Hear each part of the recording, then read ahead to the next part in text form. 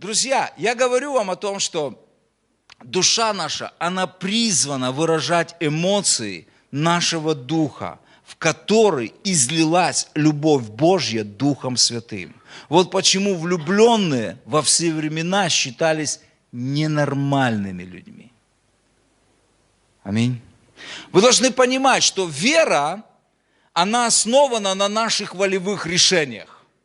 Вот чем отличается вера от любви? То, что вера, она основана на наших волевых решениях, а любовь на наших чувствах. Убери вообще из понятия любовь чувство, ее трудно назвать любовью. Так ведь или нет? Убери из любви наши чувства, трудно назвать это любовью. Аминь. И этот необъяснимый порыв любви в начале у христиан должен перерасти в огненную реку любви впоследствии. Я говорю, помните, мы прочитали Филиппийцам, 1 глава, 9 стих. «Молюсь о том, чтобы любовь ваша еще более и более возрастала в познании Бога и в ваших выражениях чувств». Вы понимаете? То есть, любовь, она возрастает по мере того, как мы узнаем Бога, как Он нас любит.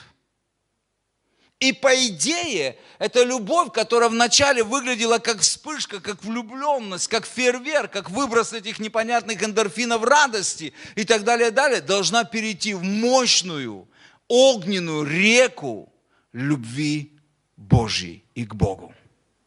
Вы понимаете? Через познание. Через познание. Это все происходит через познание Бога. Чем больше ты узнаешь Его, тем глубже становятся твои чувства к Нему. Это как в браке. Это правда.